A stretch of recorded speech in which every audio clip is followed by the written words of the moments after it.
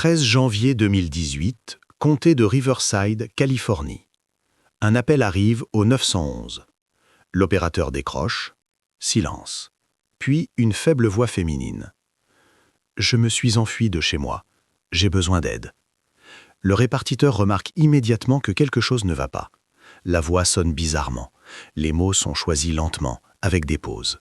L'intonation ne correspond pas du tout à l'âge. Celle qui appelle dit qu'elle va bientôt avoir 18 ans, mais sa façon de parler est celle d'une personne qui apprend tout juste à formuler ses pensées. Phrase simple, vocabulaire limité. À la question de savoir ce qui s'est passé, suit une réponse qui fige l'opérateur. « Mes parents retiennent mes frères et sœurs enchaînés, dans la maison, en ce moment même. » Le répartiteur fait répéter. La jeune fille confirme, enchaînée. 12 personnes, attachées au lit. Elle donne l'adresse, Muir Woods Road, ville de Perris. Une patrouille part immédiatement. Pendant que la voiture roule, l'opérateur continue la conversation. Il apprend que la jeune fille n'a pas son propre téléphone, elle en a pris un autre. Elle est sortie par la fenêtre, elle se cache maintenant dans la rue. Le répartiteur pose des questions sur les autres. La jeune fille énumère les âges de ses frères et sœurs, de 2 à 29 ans. Les parents sont à la maison, tout le monde est là. 10 minutes plus tard, la patrouille est sur place. Une rue calme, un quartier résidentiel. Les maisons sont éloignées les unes des autres. À l'adresse indiquée, un bâtiment ordinaire de plein pied. Une pelouse bien entretenue, une aire de jeu dans la cour. Rien de suspect. Les policiers demandent à la jeune fille de s'approcher. Quelques secondes plus tard, une jeune fille apparaît au coin de la rue. Ce que voient les officiers les fait échanger un regard. Émaciation. La peau est pâle, presque transparente. Les vêtements flottent comme des sacs. Elle n'a vraiment pas l'air d'avoir 17 ans. Elle s'appelle Jordan Turpin. Elle montre la maison au bout de la rue, celle-là même avec les balançoires dans la cour. Tout le monde est là. Les parents ne savent pas qu'elle s'est enfuie. Les policiers demandent depuis combien de temps elle planifiait sa fuite. Réponse, 2 ans. Elle s'est préparée pendant 2 ans à cet appel. Elle a mémorisé le numéro, elle a attendu le moment propice. Les officiers s'approchent de la maison, frappent à la porte. Une femme d'âge moyenne ouvre, un sourire aux lèvres, accueillante. C'est Louise Turpin.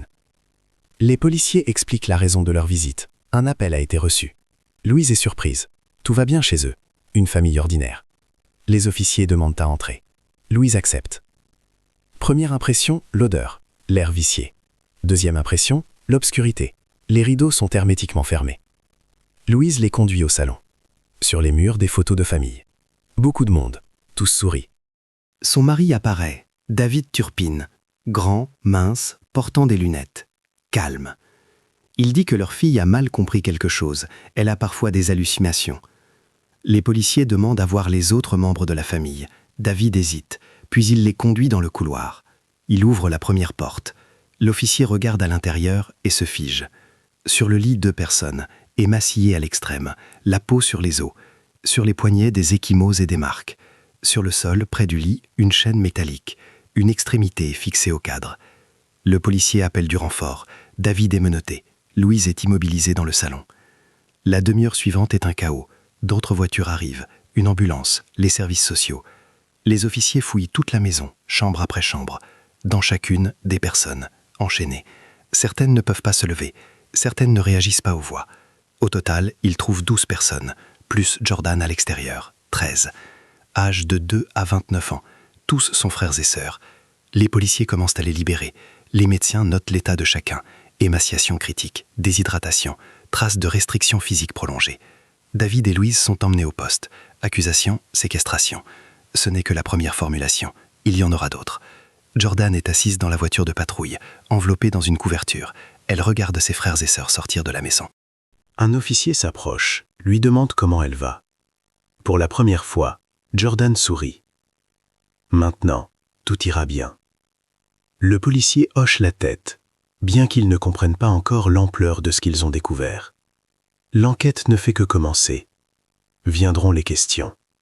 Comment cela a-t-il pu durer des années dans un quartier ordinaire? Pourquoi personne n'a rien remarqué? Et surtout, que s'est-il passé exactement derrière cette porte pendant toutes ces années? Les enquêteurs commencent par une vérification de base. Qui sont David et Louise Turpin? La première chose qu'ils trouvent est la page Facebook de Louise. Ils l'ouvrent. Ce qu'ils voient ne correspond pas à ce qu'il y avait dans la maison. Des dizaines de photos de famille. Les 13 sont dans le cadre. Les parents au centre. Autour, leurs fils et filles. Tous sourient. Les vêtements sont identiques pour tous. Les filles portent les mêmes robes. Les garçons les mêmes chemises. Les couleurs correspondent. Les cheveux sont de la même longueur. Comme un uniforme. Les enquêteurs continuent de faire défiler. Un voyage à Disneyland. Toute la famille devant le château. Tous avec les oreilles de Mickey. Sourire. Une autre photo. Las Vegas.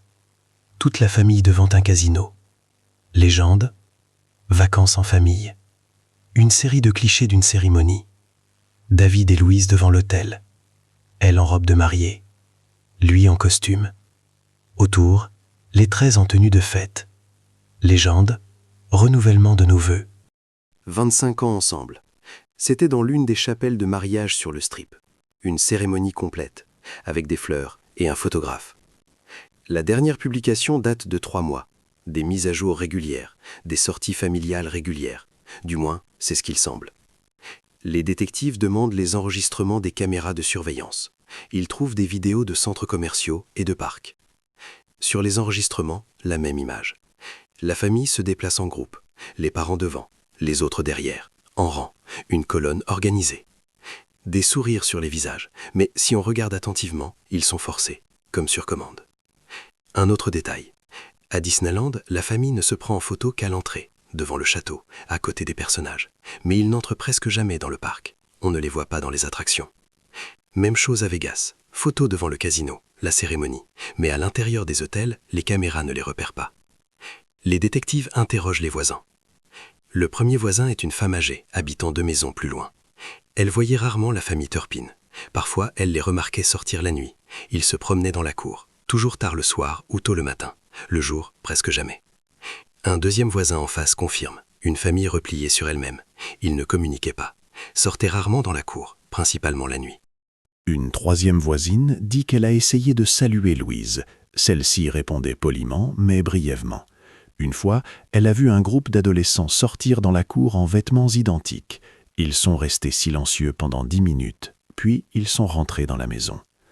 Aucun voisin ne se souvient d'avoir vu quiconque de la famille à l'école, sur les aires de jeu, dans les magasins. Les détectives vérifient les dossiers scolaires. Aucun des 13 n'est inscrit nulle part. Ils trouvent des documents d'enseignement à domicile, déposés par David. Tout s'étudie à la maison, formellement légal. Aucun contrôle requis. Dossiers médicaux. Quelques visites chez le pédiatre il y a plus de 10 ans. Après cela, rien. Aucun vaccin. Aucun examen. David travaillait comme ingénieur chez Northrop Grumman, un salaire stable. Louise était femme au foyer. Les relevés bancaires montrent des dépenses alimentaires, mais les sommes sont dérisoires, trop petites pour 15 personnes. Achats effectués de nuit, dans des magasins ouverts 24 heures sur 24. C'est David qui achetait, seul. Les tickets montrent du pain, du beurre de cacahuète, des biscuits, des conserves. Rien de frais. Les services sociaux vérifient les archives. Ils trouvent un dossier. Il y a quelques années, un appel anonyme. Quelqu'un avait vu des adolescents émaciés dans la cour. Un travailleur s'est déplacé. Louise Avouvert l'a invité à entrer. La maison était propre. Il a parlé aux membres de la famille. Tous étaient polis. Aucun signe de problème n'a été détecté. Dossier classé. Les détectives regardent les photos de Facebook, puis les rapports médicaux de ceux qui ont été sortis de la maison. 2 mondes différents. Sur les photos, une famille heureuse. Dans la réalité, 13 personnes émaciées enchaînées. Reste la question. Depuis combien de temps cela durait-il et que se passait-il exactement derrière la porte fermée? Pendant que David et Louise sont emmenés au poste, les détectives commencent une inspection détaillée de la maison de Muir Woods Road. La première chose qu'ils notent est l'odeur. Elle est partout. L'air vicié se mélange à l'odeur des excréments et à quelque chose de rance, comme si la maison n'avait pas été aérée depuis des années. Les rideaux sont tirés dans toutes les pièces, épais. Ils ne laissent pas passer la lumière. Seule la lumière tamisée de quelques lampes est allumée. Il fait sombre dans la maison, même en plein jour. Les enquêteurs avancent dans le couloir, ouvrent la première chambre à droite. La pièce est petite, 2 lits. Sur chaque lit, une personne. Toutes 2 sont enchaînées au cadre des lits. Les chaînes sont courtes. Impossible d'attendre la porte, ni la fenêtre. Sur le sol, des bouteilles en plastique, vides. À côté, des emballages de biscuits, quelques livres, pour enfants, vieux, abîmés. Les matelas sont sales, presque pas de linge de lit. Ce qu'il y a est vieux, déchiré. Les enquêteurs passent à la pièce suivante. Même tableau, 2 lits, des chaînes, les mêmes bouteilles en plastique, les mêmes emballages. 3e chambre, 4e, partout la même chose. Les détectives comptent, 6 chambres au total. Dans chacune, 2 ou 3 personnes enchaînées.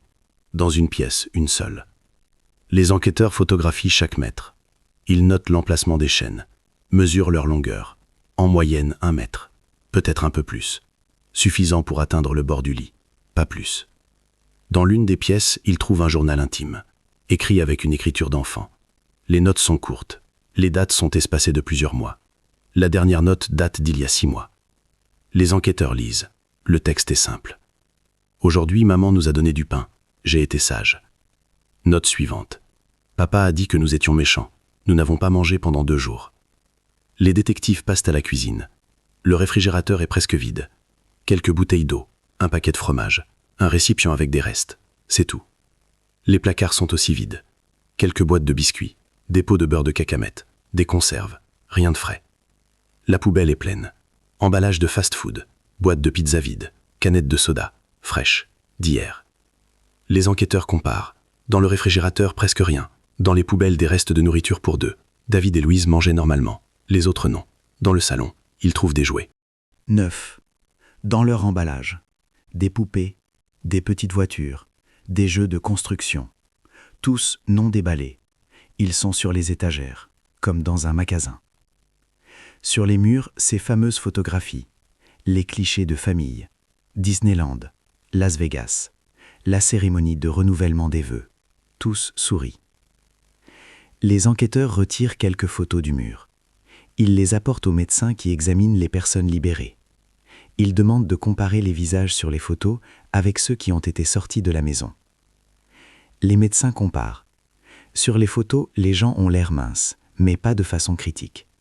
Aujourd'hui, ce sont les mêmes visages, mais émaciés à l'extrême. La différence est de quelques mois. Pendant ce temps, le poids a chuté de façon catastrophique. Les détectives reprennent l'inspection. Dans la salle de bain, ils trouvent une brosse à dents, une seule, pour 15 personnes. Presque pas de savon. Un seul flacon de shampoing, à moitié vide. 2 serviettes, vieilles. Dans la chambre des parents, le tableau est opposé. Le lit est grand, propre. L'armoire est pleine de vêtements, télévision, ordinateur. La climatisation fonctionne. Sur la table de nuit, des documents.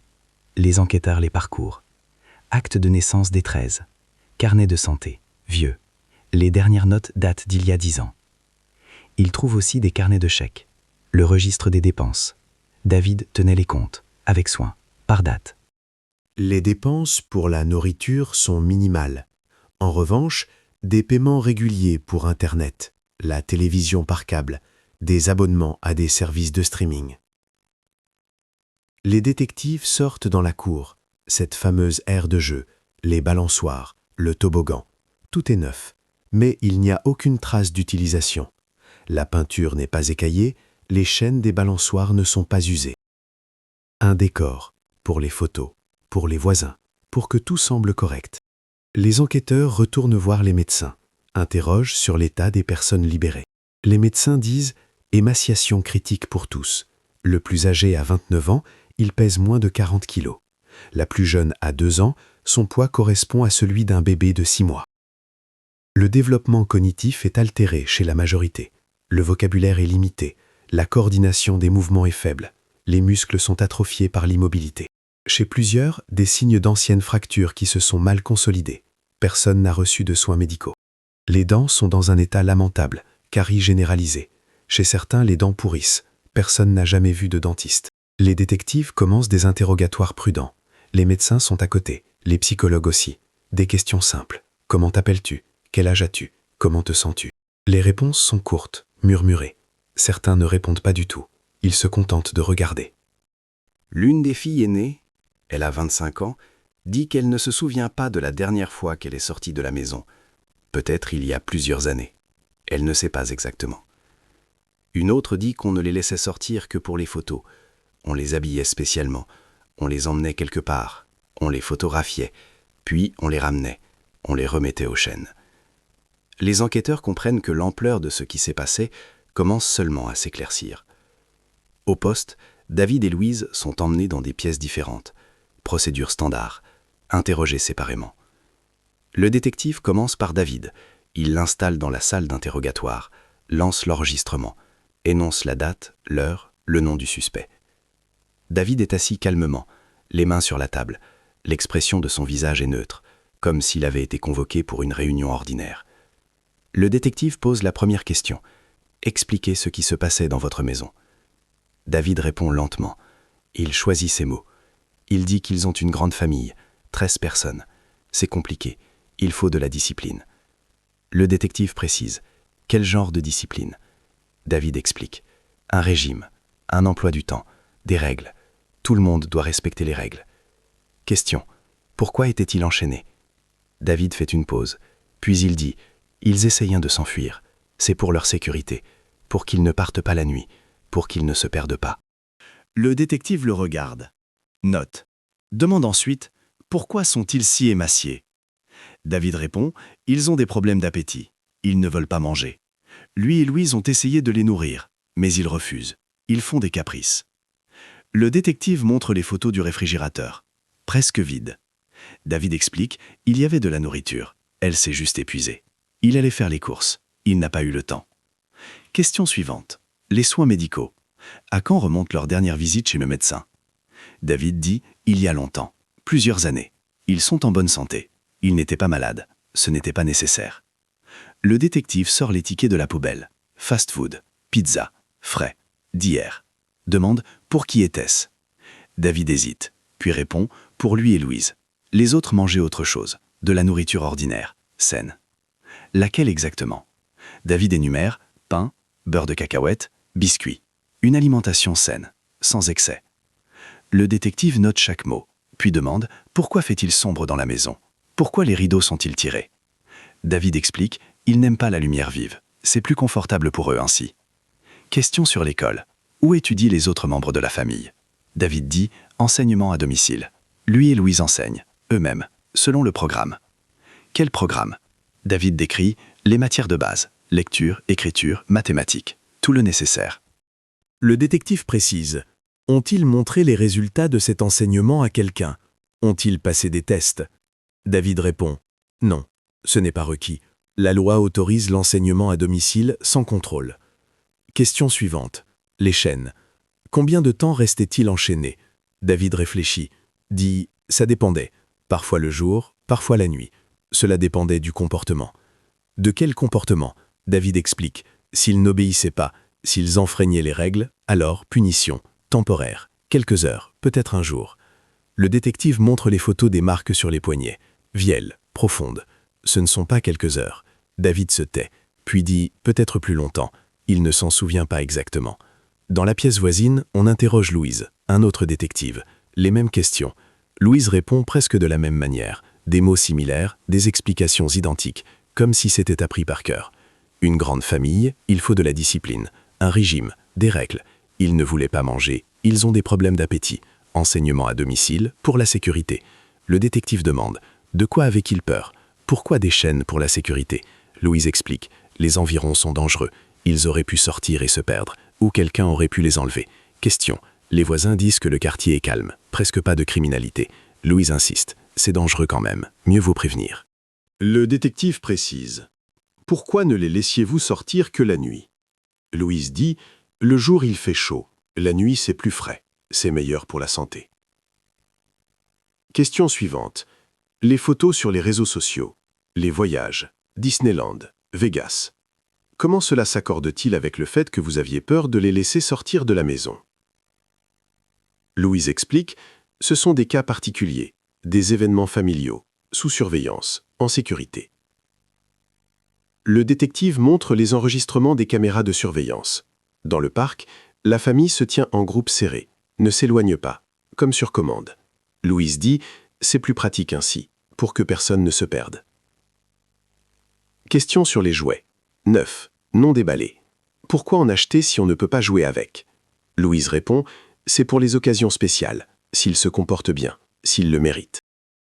Quelqu'un l'a mérité. Louise réfléchit, dit non, pas encore, mais ils auraient pu, s'ils avaient fait des efforts. Le détective note, demande quel âge a l'aîné. Louise répond 29 ans. Question. Pourquoi une personne de 29 ans doit-elle mériter le droit de jouer avec un jouet? Louise se tait, puis dit lui aussi a des problèmes. Il ne s'est pas développé normalement. Mentalement, il est resté au niveau d'un enfant en bas âge. Pourquoi ne s'est-il pas développé?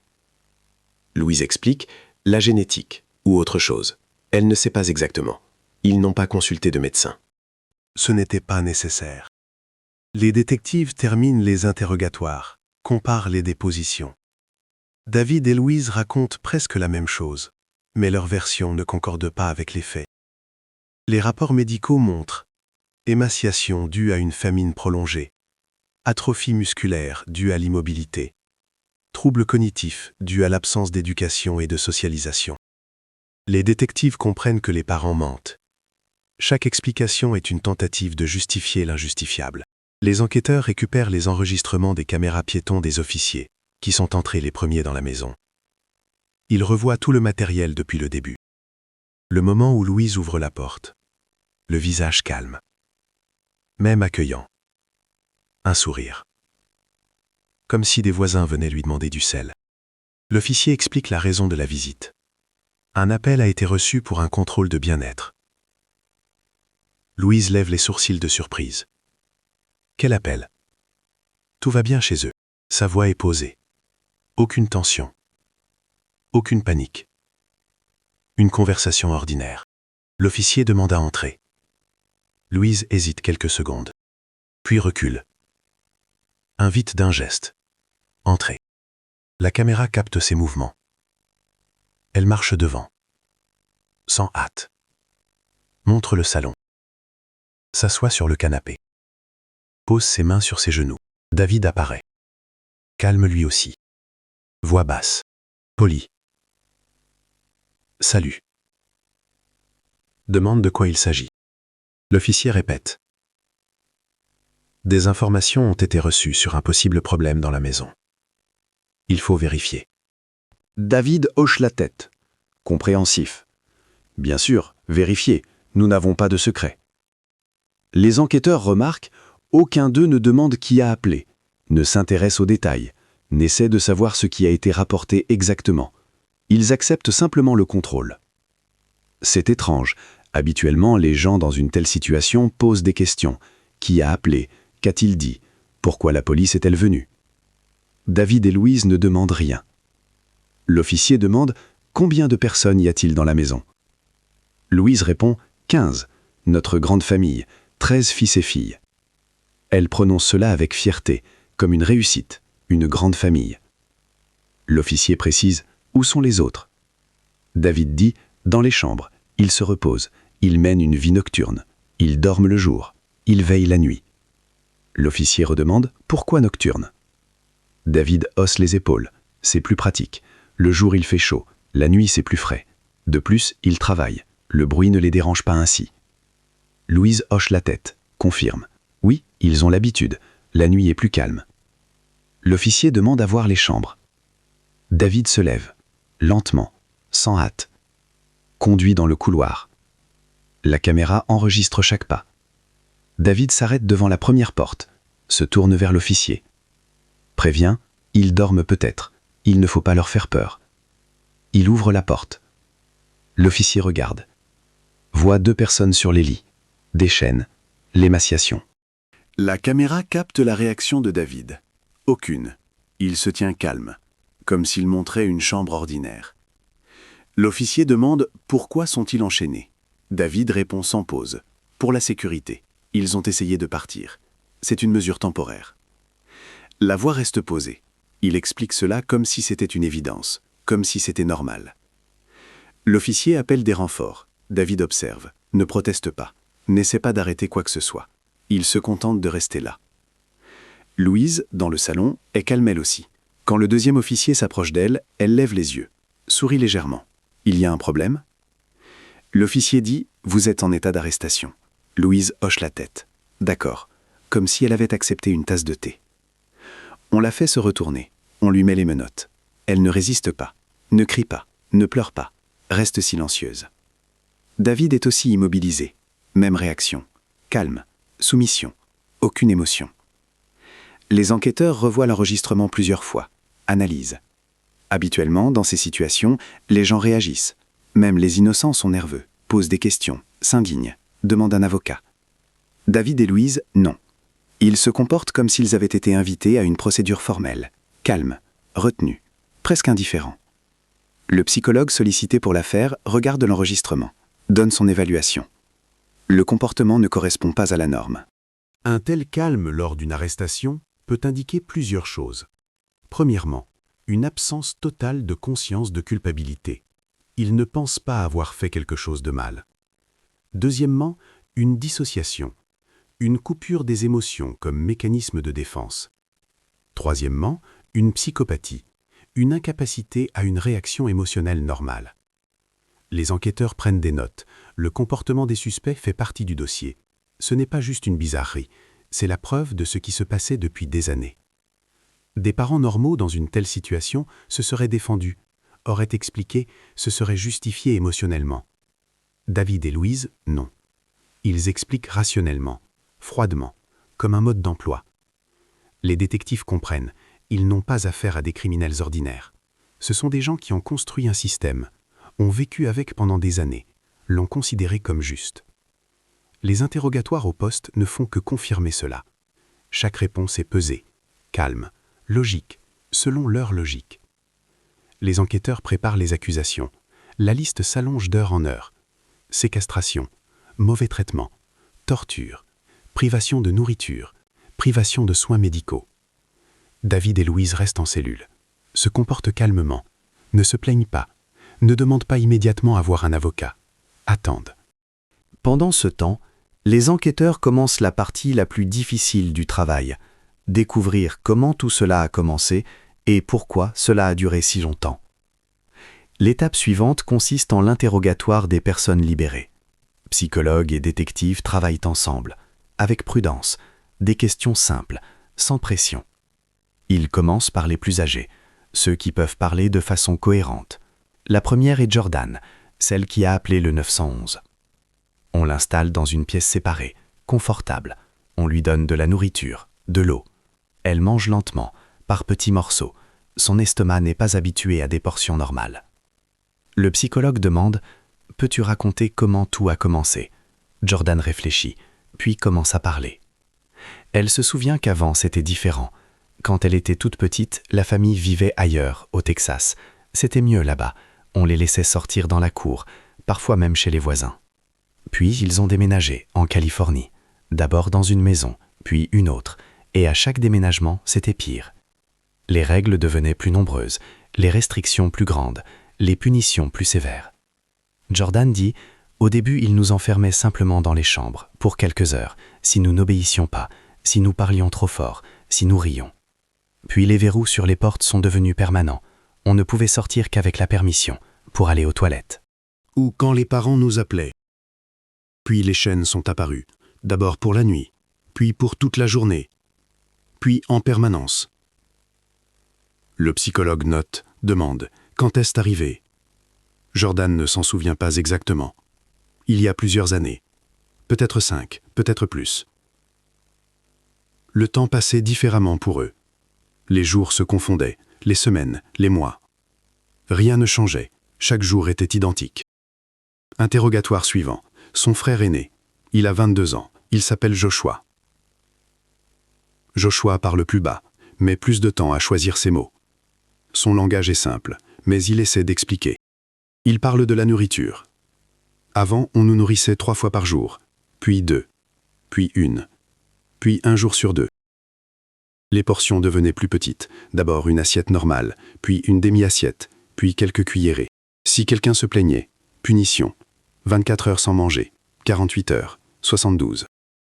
Joshua dit, nous avons appris à ne pas nous plaindre, à nous taire, à manger ce qu'on nous donnait, à remercier. Le psychologue demande, pourquoi n'avez-vous pas demandé de l'aide? Joshua explique, on nous avait prévenus. Si quelqu'un en parlait à des étrangers, nous serions tous séparés, envoyés dans des endroits différents, nous ne nous reverrions plus jamais.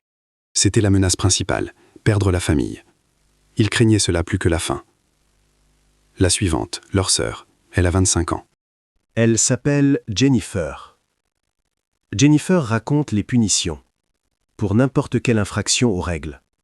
Parler sans permission, punition. Se lever du lit au mauvais moment, punition. Ne pas finir son repas, punition. Les punitions étaient variées. Parfois, on serrait la chaîne davantage pour qu'on ne puisse pas s'allonger. Il fallait rester assis ou debout, pendant des heures, des jours. Parfois, on prenait l'oreiller, ou la couverture. On nous laissait sur le matelas nu. Parfois, ils arrêtaient de nous parler, complètement.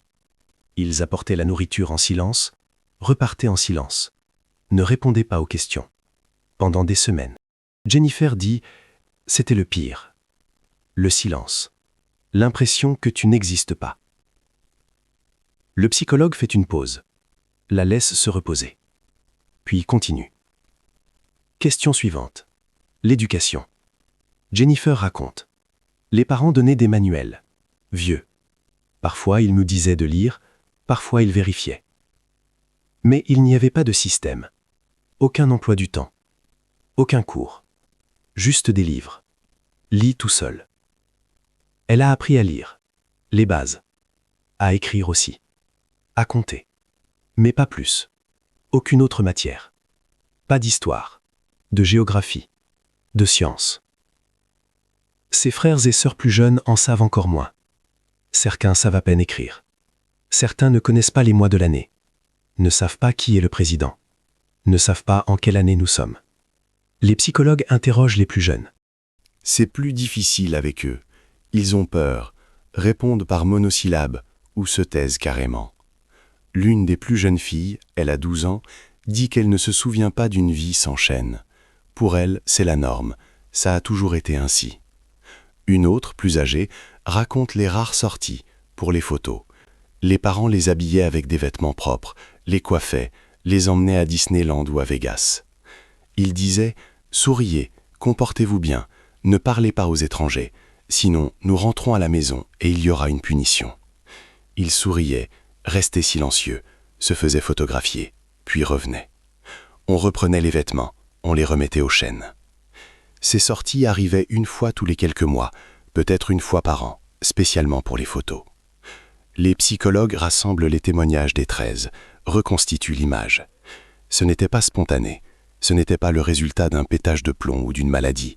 C'était un système, construit sur des années, avec des règles, avec des punitions, avec un contrôle sur chaque minute. Les détectives transmettent les dossiers au procureur, celui-ci les étudie, prépare l'acte d'accusation. La liste des charges occupe plusieurs pages. Chacune est étayée par des témoignages, des photos, des rapports médicaux. Une date d'audience préliminaire est fixée pour David et Louise. On leur lit les accusations. Tous deux écoutent calmement, ne réagissent pas. Les enquêteurs comprennent que le processus sera long. Il faut prouver chaque accusation, rassembler toutes les preuves, préparer les témoins. Dans leur cellule, David et Louise se comportent comme des prisonniers modèles, calmes, obéissants, ne créent pas de problème. Les gardiens notent, ils ne posent pas de questions. La plupart des détenus s'intéressent immédiatement à ce qui va se passer. Quand est le procès? Quelle peine ils risquent? S'ils peuvent contacter leur famille. David et Louise se taisent, mangent ce qu'on leur donne, dorment selon l'horaire, respectent toutes les exigences, comme des robots. 2 jours plus tard, on leur désigne des avocats, des défenseurs publics, procédure standard. L'avocat de David vient pour la première rencontre, se présente, explique son rôle, commence à poser des questions sur l'affaire. David répond calmement, sans émotion, raconte la même version qu'au détective, une grande famille, la discipline, la sécurité, des mesures temporaires. L'avocat essaie de savoir s'il comprend la gravité des accusations. David hoche la tête, il comprend, il est accusé de crime, mais il n'est pas d'accord avec les formulations. Lesquelles exactement? David explique, il ne torturait pas, il éduquait, ce sont des choses différentes. L'avocat prend des notes. Demande, David s'inquiète-t-il de l'état de ses fils et filles? Où sont-ils maintenant? Comment vont-ils? David réfléchit. Puis dit, probablement qu'on les a placés dans des foyers ou dans des familles d'accueil. Ils doivent aller bien. L'avocate précise, Veut-il les contacter? Transmettre quelque chose? David secoue la tête. Pas nécessaire. Pas pour le moment. L'avocate de Louise mène un entretien similaire, pose les mêmes questions, reçoit des réponses semblables. Louise non plus ne demande rien d'eux, ne s'intéresse pas à leur état, ne demande pas à transmettre de mots. Rien. Les avocats discutent entre eux, échangent leurs impressions. Tous deux notent la même chose, l'absence totale d'inquiétude pour le sort des personnes libérées. C'est étrange, même les parents qui ont réellement commis des crimes contre leur propre famille manifestent habituellement au moins un peu de préoccupation, posent des questions, s'inquiètent, tentent de se justifier par le souci de l'autre. David et Louise, non. Pour eux, ce sujet semble ne pas exister. Un psychiatre est désigné pour évaluer leur responsabilité pénale, procédure standard dans ces affaires. Il faut déterminer s'ils comprenaient ce qu'ils faisaient. Le psychiatre s'entretient avec David, fait des tests, pose des questions. David répond de façon logique, cohérente. La mémoire fonctionne. L'orientation dans l'espace et le temps est conservée. Le psychiatre demande « Considérait-il ses actions comme justes ?» David répond « Oui ». Il faisait ce qu'il devait faire, en tant que parent, en tant que chef de famille. Le psychiatre précise. Savait-il que cela pouvait être considéré comme un crime? David réfléchit. Dit. Il savait que d'autres pourraient ne pas comprendre. Mais l'incompréhension des autres ne rend pas l'action injuste. Le psychiatre note. La conscience est là. La compréhension des conséquences est là. Responsable de ses actes. Même résultat avec Louise. Elle comprend où elle se trouve, ce qui s'est passé. Quelles accusations sont portées contre elle? Responsable. Mais la réponse émotionnelle est nulle. Un détachement émotionnel total de ce qui se passe. Le psychiatre donne son avis. Les deux suspects présentent des signes de troubles de la personnalité, peut-être de type narcissique. Une absence totale d'empathie envers les victimes. Une perception déformée de la réalité concernant leurs propres actions. Mais juridiquement responsables. Ils peuvent comparaître devant le tribunal. Pendant ce temps, les personnes libérées commencent une nouvelle vie. On les place dans des établissements protégés, séparés les uns des autres, comme l'exige le protocole, mais avec la possibilité de se voir. Les médecins continuent le traitement. La tâche principale est de restaurer le poids, progressivement. L'organisme a perdu l'habitude d'une nourriture normale. Une augmentation brutale des portions peut être dangereuse. De petites portions toutes les quelques heures, hypercaloriques mais légères. Augmentation progressive du volume. Physiothérapie. Les muscles sont atrophiés. Il faut apprendre à bouger normalement, marcher sans douleur, lever les bras au-dessus de la tête. Pour certains, c'est la première fois depuis des années qu'ils peuvent se lever du lit et marcher librement, sans chaîne, sans restriction. Les psychologues travaillent en parallèle, chaque jour, avec prudence. Ils aident à réaliser que ce qui s'est passé n'est pas normal, qu'ils ne méritaient pas cela, que c'était un crime. Pour beaucoup, c'est une révélation. Pendant des années, ils ont entendu qu'ils méritaient la punition, qu'ils étaient coupables eux-mêmes, qu'ils devaient être reconnaissants d'avoir un toit sur la tête. Les travailleurs sociaux commencent l'enseignement des compétences de base. Comment utiliser un téléphone, comment faire des achats, comment parler à des inconnus. Des choses que les gens ordinaires connaissent depuis l'enfance sont pour eux nouvelles, inconnues. Les enquêteurs observent ce processus, enregistrent les progrès. Chaque amélioration est une preuve supplémentaire de la force avec laquelle on les restreignait. L'affaire avance vers le procès. Le procureur prépare les dossiers. Les avocats de la défense aussi. Une date pour la première audience est fixée. Les enquêteurs retournent dans la maison de Muir Woods Road pour une seconde inspection, cette fois plus minutieuse. Ils cherchent tout document, notes, preuves. Dans l'une des chambres, ils trouvent un cahier d'écolier ordinaire, abîmé, les pages en jauni. Ils l'ouvrent, l'écriture est enfantine, irrégulière, les lettres sont de tailles différentes, des fautes d'orthographe à chaque mot. La première note est datée de 2010, il y a 8 ans. Aujourd'hui, maman m'a frappé, j'ai pris de la nourriture sans demander, je ne le ferai plus. Note suivante, 1 semaine plus tard. Papa a dit qu'on était méchants, on nous a enfermés pendant 2 jours, j'ai très faim. L'enquêteur feuillette, page après page. Les notes sont courtes, des phrases simples, mais le contenu est atroce. Aujourd'hui, on nous a attachés au lit, ils ont dit qu'on doit apprendre à obéir. Maman n'a pas donné d'eau, Elle a dit qu'on n'a pas mérité. Papa a frappé Joshua. Il pleurait. Maman a dit de la fermer. Les notes se suivent avec des interruptions, parfois plusieurs jours de suite, parfois une pause d'1 mois, parfois plus longtemps. L'enquêteur comprend. Elle écrivait quand elle le pouvait, quand elle avait un crayon et un moment seul. 2012. Les notes deviennent plus rares, mais plus détaillées. On nous garde maintenant enchaînés tout le temps. Je ne peux pas me lever, j'ai mal aux mains. Ma sœur pleure, elle a 2 ans, elle ne comprend pas pourquoi on est là. Papa a dit si on raconte à quelqu'un, on nous séparera pour toujours. J'ai peur.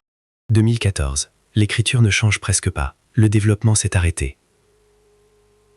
J'ai oublié à quoi ressemble le soleil. On le voit seulement quand on va se faire photographier. Maman a dit on va à Disneyland. On nous a lavés et habillés. Ils ont dit de sourire. Puis on est revenu et encore aux chaînes. Je veux mourir, mais j'ai peur. Dernière note en 2017, quelques mois avant la libération. J'ai décidé, je dois m'enfuir, je dois les sauver, je vais attendre le moment. L'enquêteur ferme le cahier, le transmet à son collègue. Celui-ci lit, se tait. Ce n'est pas seulement une preuve, c'est une chronologie, documentée, à la première personne, sur des années. Des experts analysent l'écriture, confirment, une seule personne a écrit. D'après l'âge de l'écriture, une adolescente.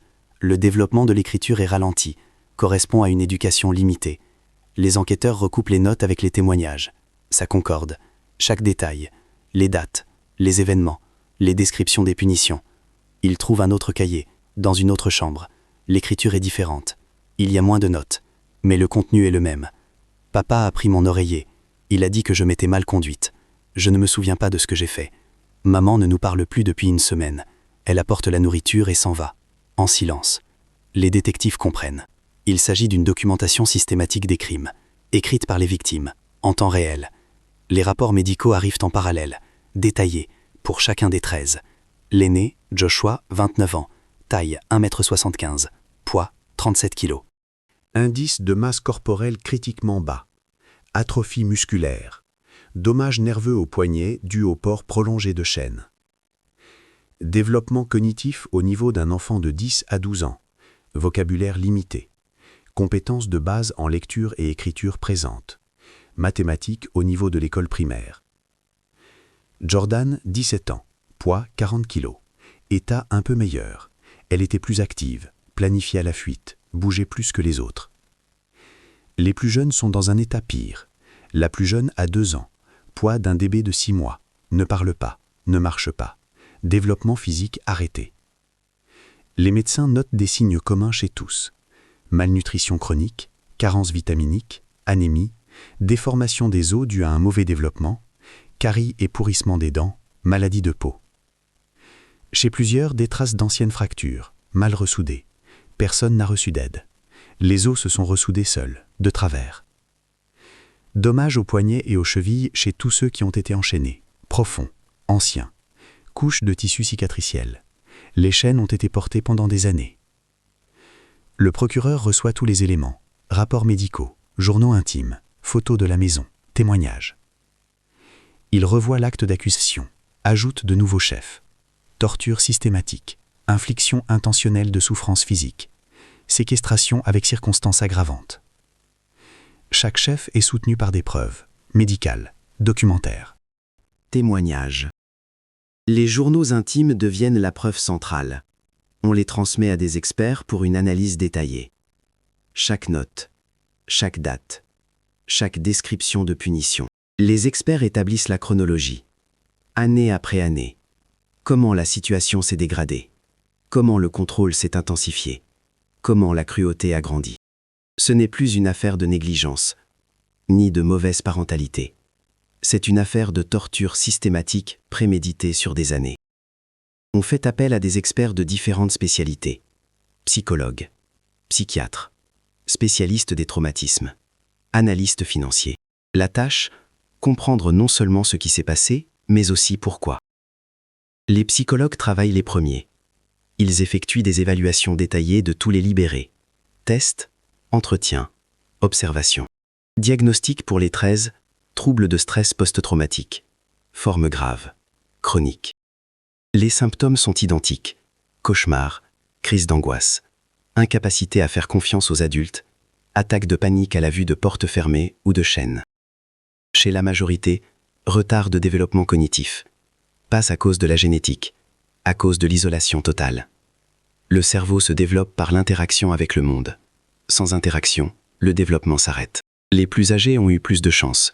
Ils se souviennent du temps avant l'isolation. Ils ont des compétences de base, le souvenir d'une vie normale. Les plus jeunes ne connaissent que cela, les chaînes, l'obscurité, la faim. Pour eux, c'est la norme, la seule réalité qu'ils aient vue. Les psychologues donnent leur avis. Le rétablissement est possible, mais long. Des années de thérapie, peut-être des décennies. Certaines conséquences resteront pour toujours. En parallèle, les analystes financiers travaillent. Ils épluchent tous les documents bancaires de David et Louise des 15 dernières années. Ils trouvent des détails intéressants. La famille recevait des aides de l'État, des allocations pour chacun des 13, des versements réguliers, des sommes importantes chaque mois. Les analystes regardent à quoi servait cet argent. La majeure partie pour les loisirs de David et Louise. Voyage à Vegas, billets pour Disneyland, chambre d'hôtel, restaurant. Une petite partie pour la nourriture, mais les dépenses sont minimales. Pain, biscuits, conserves. Nourriture bon marché, en quantité insuffisante pour 15 personnes. D'autres dépenses pour les jouets, ceux-là même qui restaient non déballés dans le salon, achetés régulièrement mais jamais utilisés. Les analystes concluent. L'argent destiné à l'entretien de 13 personnes était dépensé pour 2, systématiquement, pendant des années. Ce n'est pas de la pauvreté, pas un manque de moyens, c'est un choix conscient. On fait appel à un psychologue criminel, un spécialiste du profilage. Sa tâche, comprendre la motivation de David et Louise. Il étudie tout le dossier, témoignages, notes, comportement des suspects, données médicales. Il établit le portrait psychologique. David, contrôleur classique, besoin pathologique d'un pouvoir absolu, incapacité à l'empathie, perception des autres comme des objets que l'on peut manipuler. Louise, codépendante, totalement soumise à son mari, exécute ses exigences sans discuter, pas de volonté propre, ou si opprimée qu'elle est invisible. Ensemble, ils ont créé un système clos. David établit les règles, Louise les exécute, les victimes obéissent, tout écart, punition. Le psychologue explique, ce n'était pas de la maltraitance spontanée, pas un pétage de plomb, pas le résultat du stress ou d'une maladie. C'est une structure construite, avec une hiérarchie, des règles, un système de punition et de récompense, un contrôle sur chaque aspect de la vie. David crée un monde idéal, selon ses règles, où il est l'autorité absolue, où personne ne peut désobéir, où sa parole est loi. L'isolation était nécessaire pour maintenir ce monde. Tout contact extérieur aurait pu détruire le système. C'est pourquoi les fenêtres sont fermées, les sorties interdites, la communication avec les étrangers proscrite. Les photos sur les réseaux sociaux sont une partie de la façade, montrer au monde une famille idéale, heureuse, nombreuse, réussie, pour que personne ne pose de questions. Le psychologue rend son avis. Motif, contrôle total, pas le sadisme pour le sadisme. Le contrôle comme fin en soi, le pouvoir comme raison d'exister. Les experts transmettent leurs conclusions au procureur. Celui-ci complète l'acte d'accusation. Désormais, il y a non seulement la description des crimes, mais aussi l'explication du motif, le mécanisme psychologique. L'affaire devient encore plus grave. Ce n'est pas un crime impulsif, pas un cas isolé de cruauté. Ce sont des années de planification, de construction d'un système, de maintien du contrôle. Les avocats de la défense reçoivent les mêmes dossiers, étudient, comprennent que la base de preuves est énorme. Rapports médicaux, témoignages, journaux intimes, documents financiers, évaluations d'experts. Défendre sera difficile, presque impossible. Les enquêteurs passent à l'étape suivante. Il faut savoir si quelqu'un d'autre était au courant, s'il y avait des complices ou des témoins qui se sont tus. Ils commencent par un interrogatoire élargi des voisins, pas seulement de la rue Muir Woods Road. Ils vérifient les adresses précédentes où la famille a vécu. David et Louise déménageaient souvent, tous les quelques années, une nouvelle maison. Texas, Californie, différentes villes. Les détectives retrouvent d'anciens voisins, interrogent chacun d'eux. Texas 2003. La famille vivait en banlieue. Une voisine se souvient d'eux. Une grande famille, Beaucoup de bruit au début, puis c'est devenu calme. Elle raconte, les enfants jouaient dans la cour, au début, puis ils ont arrêté. Elle a demandé à Louise pourquoi. Celle-ci a répondu « Passage à l'enseignement à domicile. Régime strict. Pas de temps pour jouer. » La voisine m'a rien soupçonné. L'enseignement à domicile est une pratique courante, un régime strict aussi. Beaucoup de parents éduquent ainsi. Californie, 2010. Une autre maison. D'autres voisins. Une femme vivant de l'autre côté de la rue se souvient. Elle voyait rarement la famille. Très rarement. Parfois, ils sortaient dans la cour la nuit, tous ensemble, restés silencieux.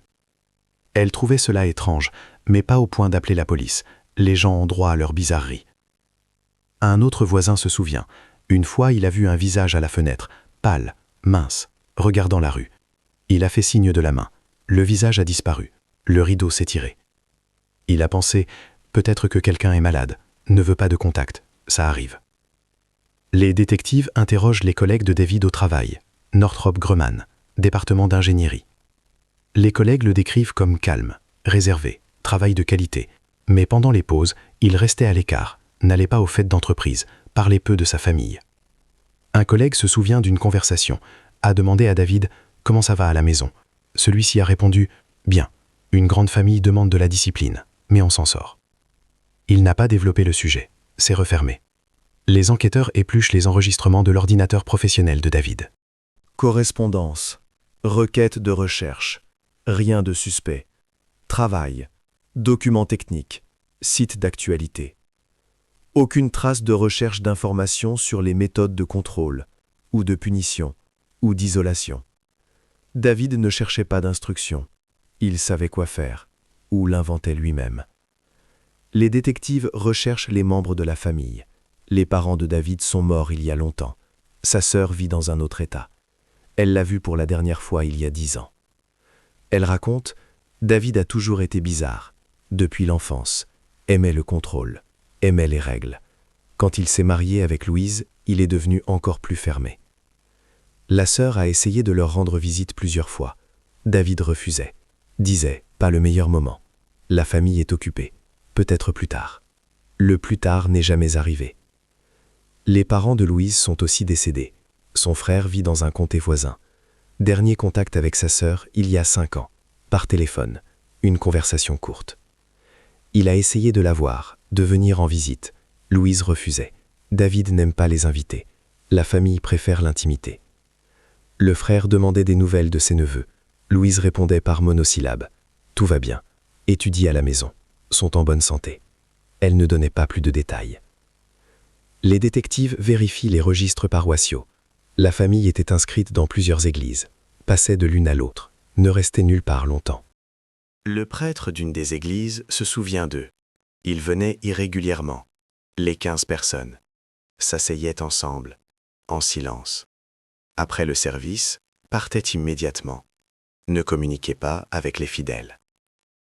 Il a essayé de faire parler, a proposé son aide. David a refusé, poliment, mais fermement. Ils ont tout ce qu'il faut, pas besoin d'aide. Le prêtre n'a pas insisté. Beaucoup de gens préfèrent garder leur distance, c'est leur droit. Les enquêteurs vérifient les établissements médicaux, polycliniques, hôpitaux. Dernière note, il y a 10 ans. Après, rien. Aucun médecin n'a vu ces gens pendant des années. Personne n'a pu remarquer les signes d'émaciation, les dommages physiques, parce que personne ne les a vus. Les détectives interrogent les travailleurs des services sociaux. Cette fameuse visite il y a quelques années, après un appel anonyme. Le travailleur se défend. Il dit, il a vérifié selon le protocole, a inspecté la maison, a parlé aux membres de la famille. Tout semblait normal, propre, bien tenu.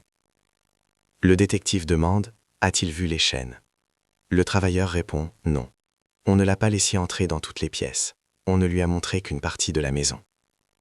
Ce n'est pas une violation du protocole. Les gens ont droit à leur vie privée. Une perquisition complète demande un mandat. Ils n'en avaient pas. Les enquêteurs analysent toutes les informations recueillies. L'image est claire. Personne ne savait. Plus précisément, tous voyaient des morceaux.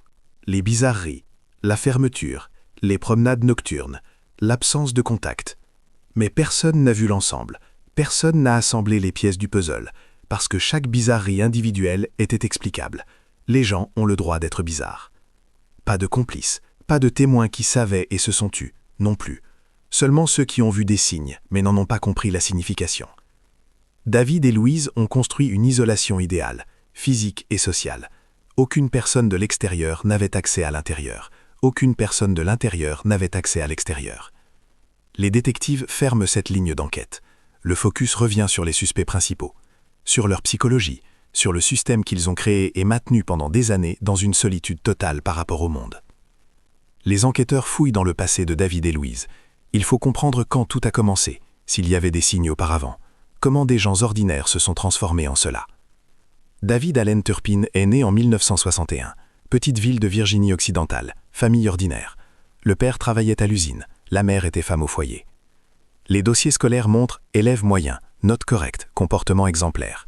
Peu d'amis, resté à l'écart. Les professeurs le décrivent comme calme, réservé, n'enfreignait jamais les règles, mais ne participait pas non plus aux activités. S'asseyait à part. Observait. Un camarade de classe se souvient. David aimait les échecs, jouait seul, contre lui-même, disposait les pièces, calculait les coups, pendant des heures. Après l'école, université, filière ingénierie, étudiait bien. Les matières techniques étaient faciles pour lui, avec les gens, plus difficiles. Les camarades d'université ne se souviennent presque pas de lui. Il n'allait pas aux fêtes, ne participait pas à la vie étudiante, les cours et le dortoir, rien de plus. Louise est née en 1968, petite ville du Tennessee, famille religieuse, stricte. Le père était prédicateur dans l'église locale. Dossier scolaire, élève obéissante, calme, aucun problème, mais aucune réussite particulière non plus, une souris grise. Les professeurs disent, était toujours d'accord, ne discutait jamais, faisait ce qu'on lui disait, n'exprimait pas son opinion. Pas d'amis, se tenait à l'écart, aux récréations, restait seul, lisait des brochures religieuses. Après l'école, n'est pas entré à l'université, travaillait comme caissière dans un magasin local, vivait avec ses parents, sortait rarement ailleurs qu'au travail et à l'église. David et Louise se sont rencontrés en 1984. Il avait 23 ans, elle en avait 16. Se sont rencontrés par une organisation religieuse. David était venu pour son travail dans sa ville, est allé au service religieux, a vu Louise. Les connaissances de l'époque se souviennent, David a tout de suite montré de l'intérêt. Lui a fait activement la cour. Louise était timide. Il était insistant. Après quelques mois, ils se sont mariés. Louise avait 17 ans, âge formellement légal dans cet État. Mais la différence de 7 ans et sa jeunesse sont un signe inquiétant. Les parents de Louise ont approuvé. David était croyant, travaillait comme ingénieur, revenu stable, une bonne option. Les premières années du mariage, selon les rares connaissances, semblaient normales. Vivait au Texas. David travaillait, Louise était femme au foyer. Les fils et filles sont apparus, l'un après l'autre, rapidement, pratiquement chaque année. Une connaissance de Louise de l'église se souvient. Après le 3e enfant, elle avait l'air fatiguée, mais ne se plaignait jamais, souriait, disait que Dieu les avait bénis avec une grande famille. David contrôlait entièrement les finances. Louise n'avait pas accès aux comptes, ne prenait pas de décision sur les dépenses, demandait la permission pour chaque achat. Cela a été remarqué par cette même connaissance. Une fois, elle a proposé à Louise d'aller faire des courses ensemble. Louise a répondu « Il faut demander au mari ». Plus tard, elle a refusé. David a dit que ce n'était pas nécessaire. Après la naissance du 5e enfant, la famille a déménagé. Autre ville. David a trouvé un nouveau travail. Les contacts avec les anciennes connaissances ont été rompus. 2 ans plus tard, autre déménagement. Puis encore un, à chaque fois dans un nouvel endroit. À chaque fois plus loin des liens précédents. Les enquêteurs analysent le schéma. Chaque déménagement coïncidait avec l'agrandissement de la famille. Plus il y avait de monde dans la famille, plus ils déménageaient souvent. C'est une tactique classique d'isolation. Couper les anciens liens. Ne pas laisser les nouveaux se former. Garder la famille dans le vide. Les détectives trouvent des dossiers d'une école au Texas. Les aînés étaient inscrits dans une école publique. Y sont allés les premières années. Un professeur se souvient d'eux. Calme, timide, vêtements toujours identiques, apportait leur déjeuner de la maison. Maigre, du pain et quelque chose de simple. Une fois, le professeur a demandé à l'un d'eux pourquoi toujours les mêmes vêtements ? Celui-ci a répondu, papa l'a dit, c'est comme ça qu'il faut faire. 1 an plus tard, on les a retirés de l'école. David a déposé les documents pour l'enseignement à domicile. Depuis lors, aucun des 13 n'a fréquenté d'école. C'était le point de rupture. Le dernier lien avec le monde extérieur était rompu. Ensuite, seulement la famille, seulement la maison, seulement les règles de David. Les enquêteurs rassemblent toute la chronologie, année après année. Suivent l'escalade. 1984, rencontre et mariage. David plus âgé, Louise jeune et dépendante. 1985-2000, naissance des 13, déménagement fréquent, isolation progressive de la société. 2001, passage à l'enseignement à domicile. Arrêt total des contacts extérieurs.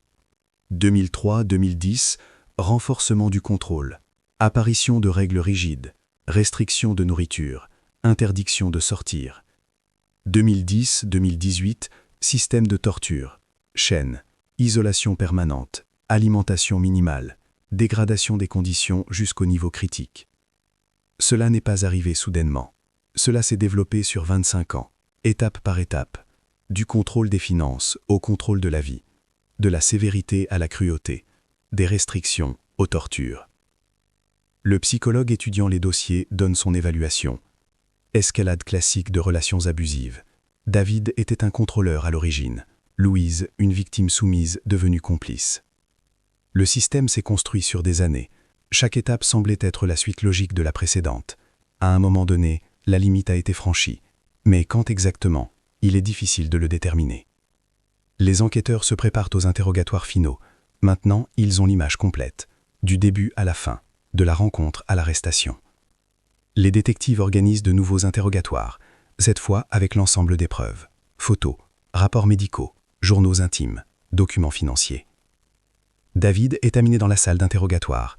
Installé. Devant lui, on étale les photos de la maison, les chaînes, les personnes émaciées sur les lits, le réfrigérateur vide. Le détective montre les clichés, dit « Expliquez cela ». David regarde les photos, longtemps, puis lève les yeux. Répond calmement. C'était une nécessité. La discipline. Il ne comprenait pas d'autre langage. Le contrôle était nécessaire. Le détective pose le rapport médical. 37 kilos pour 1,75 m.